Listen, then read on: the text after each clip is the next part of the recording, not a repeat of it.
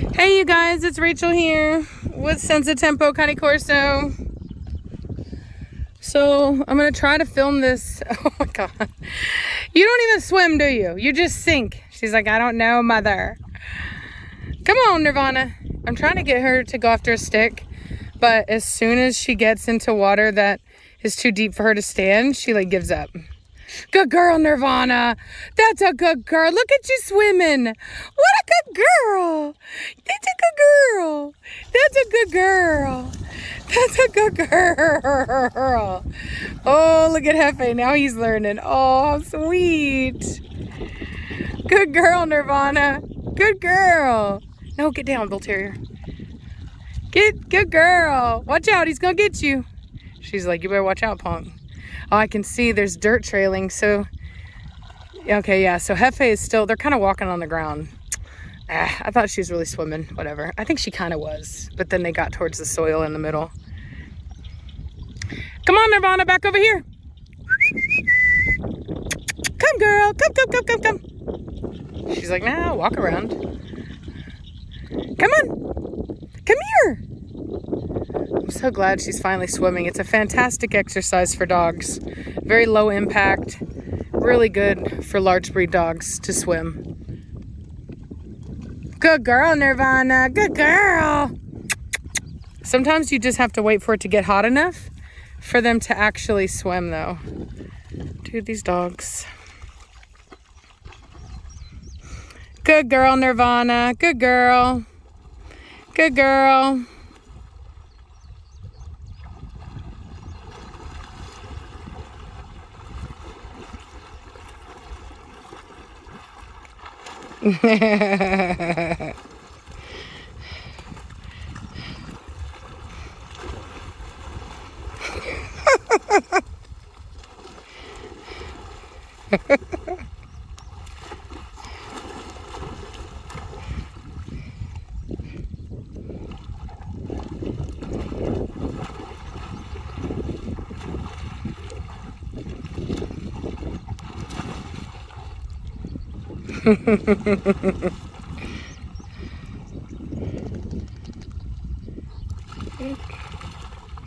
Pretty girl, Nirvana. What's a pretty girl?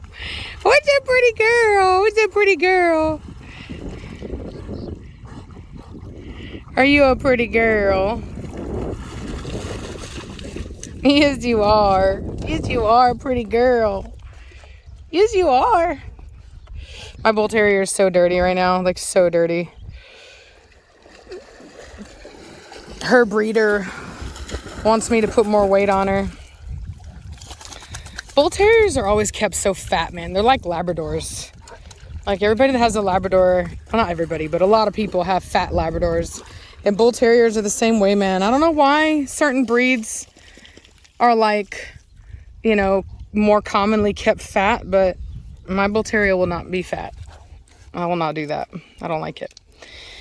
I don't like it. No likey. Oh, so Reese and I are going to be doing a live stream tonight. I've had a lot of people ask me about the YouTuber family who euthanized their Bull Terrier. And originally I wasn't going to say anything because one of the things that I don't like about YouTube is that, not YouTube, but YouTubers, is that when another YouTuber does something wrong, especially if they have a big following, everybody and their mama who ain't got nothing to do with what happened will make a reaction video. And it's really just to get views. And I hate that. It's like, it's everything in my body, down to the deepest part of my core. I can't stand that kind of crap. And so anyway, so originally I wasn't going to, and people kept asking, and I was like, whatever, like, I will just watch the video. And, I watched the video, and I'm not joking when I tell you that I stopped the video. I couldn't take it anymore. I stopped it and I was like, nope, can't do it. And then I told myself, Rachel, if you're going to make a video about this and you admit that you didn't watch the video fully, somebody's going to be like, well, you didn't even watch the video fully. And it's my responsibility. If you're, you know, as much as it sucks, you know, it's like, if you're going to have an opinion about something, you have to watch the whole thing, right? So I watched the whole thing, as painful as it was. I had to take breaks. I have a notepad. I would pause it and I would write notes basically on things that I had caught or whatever. Ultimately, so, and Reese is going to be doing a blind reaction. This will be it'll be a true, like, first time hearing it reaction. With me, I've already, watched it, obviously. I just told you that. Come on, you guys, come here. So, but basically, it's an absolute tragedy is what it is. 100% absolute tragedy. And I don't know how else to say it. It's such a sad story. And I felt so bad for that dog, and I have very strong emotions about that couple, in particular the wife. As a breeder, more often than not, if a dog has to be rehomed, it's typically the wife. They're just, they can be problematic. The one time that I had a dog return to me, it was the wife. And they can just be super selfish. Like, just super, like, I don't like it, so it's gone. You know what I mean? Come on, hey, Nirvana, back over here, now. Come, Nirvana, now. Now. And so, good girl. And so anyway, so, I didn't get any emotion out of the wife. I think she did this fake crying thing. I didn't see any tears. She was kind of like I read body language. It's what makes me good with dogs. I don't have a body language channel because it's just kind of like other people have done it, and it's just nothing I want to make a channel about, but I've always been good at it. I don't know if it comes from being in foster care and like as a kind of a self-protection mechanism. Like, you learn to read people because you're trying to figure out what is going to happen to you. And the people that you're living with, you know what I mean? Like, you want to be able to know what kind of people they are. But ultimately, it's helped me a lot in life. I used to do sales, and I was, really good at reading people, and I kind of knew what to say. And then also, like I said, with the dogs, I read, canine body language. That's what I do. So I got extremely fake vibes off the woman. Like, if she's some wholesome, wonderful person, I'll admit it's, definitely possible. I could be wrong. Nirvana, no, but I didn't get that impression. And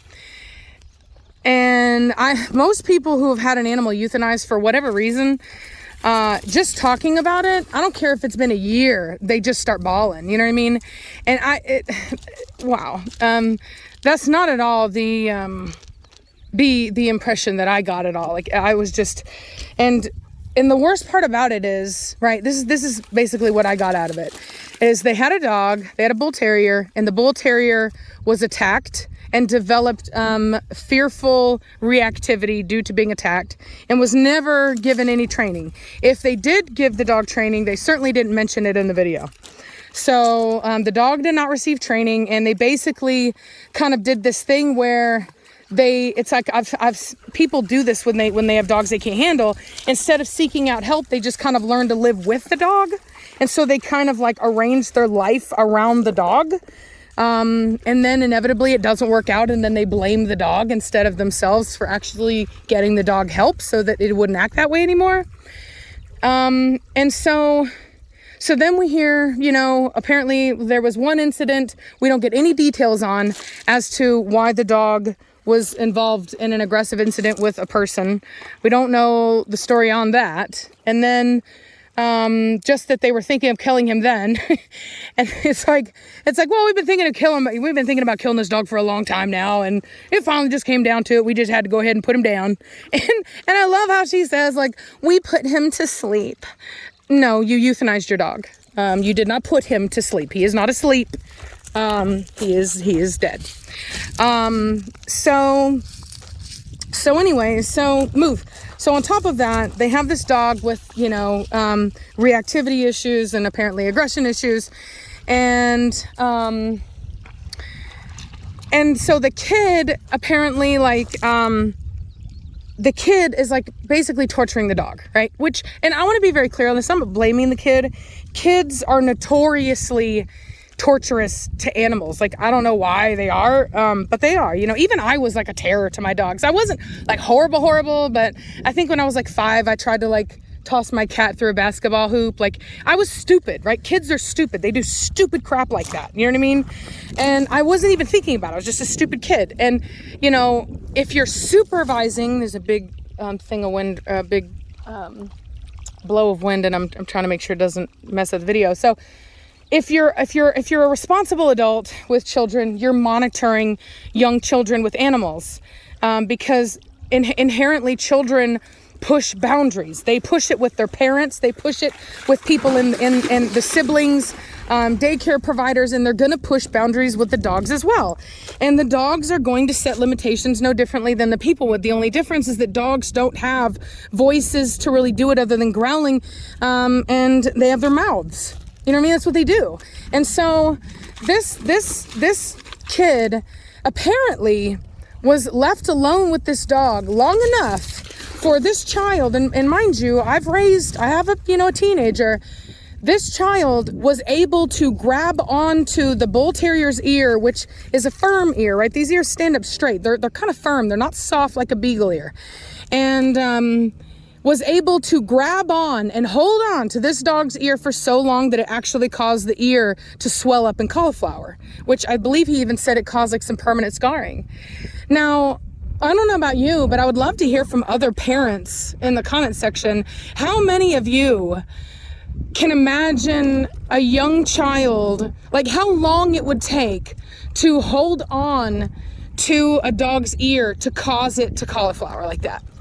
You know what I mean? Like, that isn't something that just happens, And then they talk about how the kid, basically, like, the dog is, like, trying to get away, and so he's found a spot where he can kind of lay down, but, the kid comes over and messes with him, right? He comes over, and they're making excuses. Well, and he's grabbing, and he's this and he's that, and they're making all these excuses for the kid, right?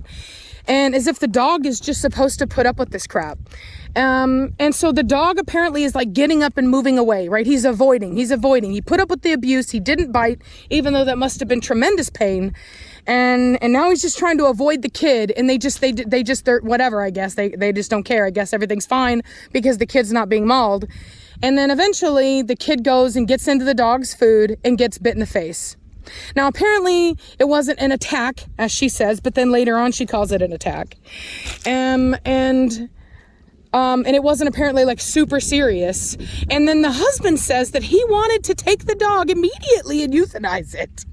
Come on, you guys, let's go.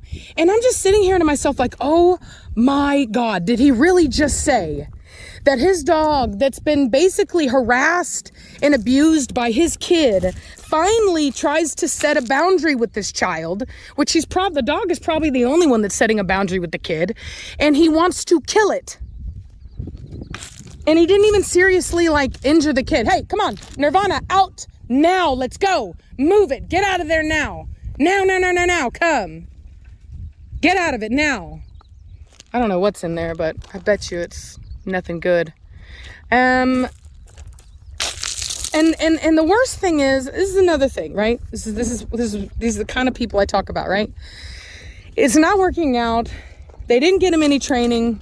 Their whole Band-Aid thing of basically avoiding anything that triggers the dog didn't work, and it never does. And then she's like, well, we contacted the Humane Society. And they said that because he's lived with us his whole life, that he wouldn't do well with anybody else, which is bullcrap, first of all, which is why they shouldn't have called the Humane Society.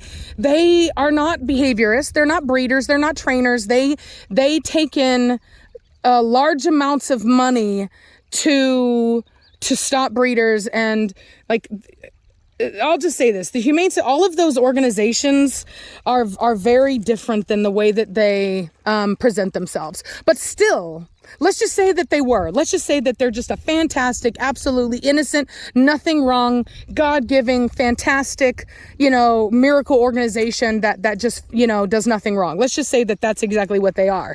Regardless of that, this woman, instead of trying to find this dog a home, contacted a shelter. And that's a huge problem with our culture today. For some reason, the shelter has become synonymous with a rehoming organization. That is not what a shelter is.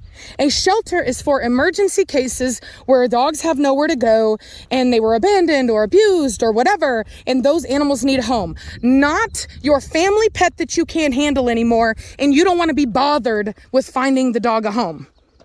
That's not what it's for, and why didn't they contact their breeder? That's what your breeder is for. That's why you go through reputable breeders, because if they had bought the dog from me and I heard about that, first of all, I would have ensured that they got the help they needed, or I would have confiscated the dog.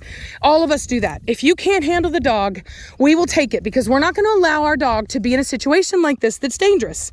But having said that, we always try to help first. We would have, offered you training. We would have even helped you find a trainer. And in the horrible event that you did have to get rid of the dog, we would have taken the dog. And we would have done more training, and we would have found the dog a home. And none of this would have happened. This is such a roller coaster of failure. And the worst thing for me is just the way, get out of it now, Nirvana, now, out. Sorry, I had to yell. She's near like a down tree now. And we're in an area where there's like snakes, because I'm in Texas and there's like rattlesnakes. Come on, let's go. And I can't have her doing that. Curiosity killed the cat, but it will also kill the dog. So anyway, I was really upset. The thumbnail too, like we're so sad thumbnail. Like why are we so fake these days? Why do people like fakeness? Why can't they see that it's fake? Why are so many popular YouTubers some of the fakest people I've ever seen in my life? Why? I don't understand it. What is the fascination with fake people? You know what I mean? I don't get it. I really, really, really, really, really don't get it. But it's disgusting. And the way that they treated their dog is a perfect example of who they are as people. And it's why you shouldn't make stupid people famous. I take that back. I apologize. I should not have said stupid people. That was the wrong thing to say. And I apologize. I need not be name calling. I'm just very, very, very, very, very upset and frustrated. And the worst thing about it is, Nirvana, get out of it, is that they are a perfect example of, honestly, a lot of average Americans. Out now. That's why we have such a big shelter problem. So many people want to blame it on breeders, when the reality of the situation is a breeder isn't putting the dog in the shelter. Who is the one taking the animal and physically turning it into the shelter? The owners. The owners. It's like a car accident and you blame the car instead of the driver. You know what I mean? You can't blame the breeder for that. You simply cannot. And what breeder, you tell me, if we didn't know about this situation, what breeder are you going to blame for not giving that wholesome all-American family a dog? Who's going to turn them down? You know what I mean? They have a great home, looks like they have a great family, they have money.